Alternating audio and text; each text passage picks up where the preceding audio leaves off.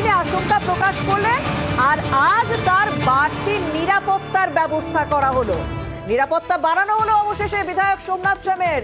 আমরা অবশ্যই সেই সংক্রান্ত আপডেট আপনাদেরকে দেব। তবে গতকাল ঠিক কি আশঙ্কা প্রকাশ করেছিলেন সোমনাথ সেন শুনুন।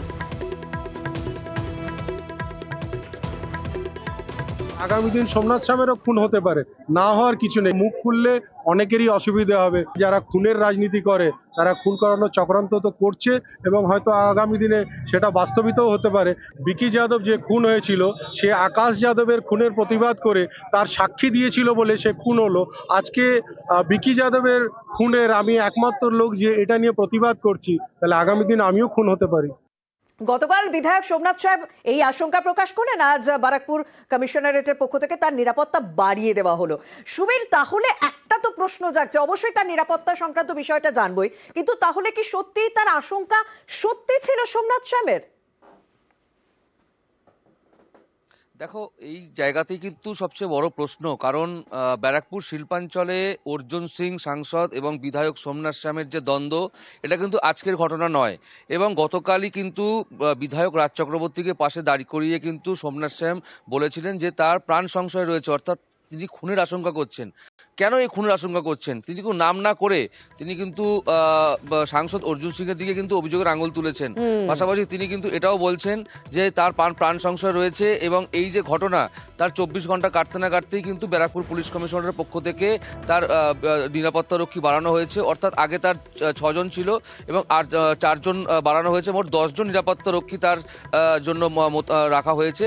এবং পাশাপাশি তোমাকে জানিয়ে রাখি, শুধু সোমনাথ সেন একা নন, সোমনাথ সেনের পাশাপাশি সেচমন্ত্রী পার্থ ভৌমিক, যিনি নৈহাটির বিধায়ক, তারও কিন্তু 4 জন সিকিউরিটি বাড়ানো হয়েছে। তারও কিন্তু এখন মোট 10 জন সিকিউরিটি।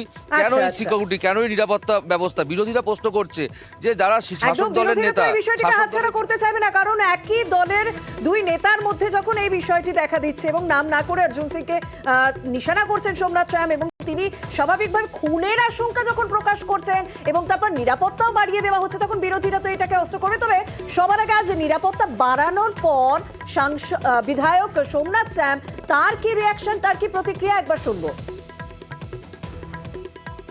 আমার আগে 6 জন ছিল, এখন 4 জন আরো বেড়েছে। সিকিউরিটি বেড়েছে, প্রথমে 4 জন ছিল, তারপরে 2 জন, আবার 4 জন, 10 জন আছে। আতঙ্ক নয়, ভয় ভীতিতে নই, মানুষকে জানালাম। নিশ্চয়ই আশঙ্কা প্রকাশ ব্যাপার কিছু আছে, না হলে প্রশাসন আমার সিকিউরিটি বাড়াতো না। আর এটাকে তো কটাক্ষ করবে বিজেপি নেতা শিলভদ্র দত্ত, তিনি কি বলছেন একবার শুনে নিন। 16 জন না 17 জন সিকিউরিটি নিয়ে ওরা করে, আর ঘোরার পরে উনি খুন হবার ভয় পাচ্ছেন। বাংলার সাধারণ মানুষের অবস্থা কি? তা উনি খুন হতে পারেন মানে উনি জানেন কে খুন করতে পারে, তা সেটা উনি পুলিশকে বলছেন না কেন? ওনার কি পুলিশের উপর আস্থা?